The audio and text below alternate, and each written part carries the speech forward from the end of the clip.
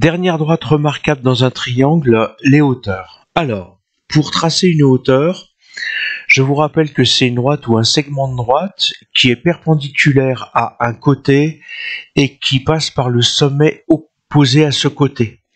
Et on en a besoin des hauteurs pour calculer les aires d'un triangle.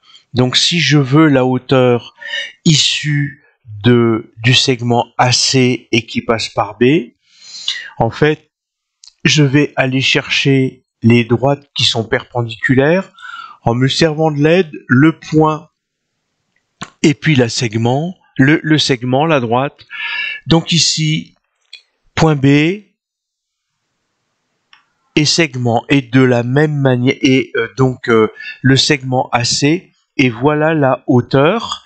Donc je vais en profiter pour désigner la hauteur qui passe par C et qui est perpendiculaire à AB, et la hauteur qui passe par A et qui est perpendiculaire à BC. Encore une fois, c'est remarquable parce que les trois droites se coupent en un point. Ce point, on va l'appeler orthocentre. Je voulais juste en profiter pour placer des points et vous montrer que j'ai bien des angles droits.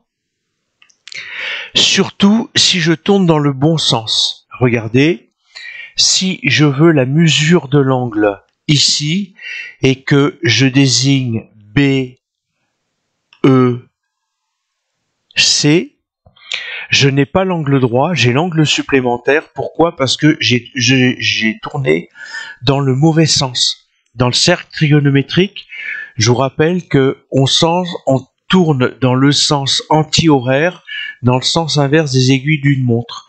Donc, si cette fois-ci je pars de C, je passe par E et j'arrive à B, vous voyez que j'ai bien mon angle de 90 degrés.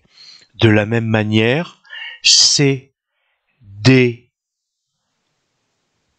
B, j'ai bien des angles de 90 degrés, puis C, F, A. Donc vous voyez que si vous vous trompez, c'est pas grave. Machine arrière.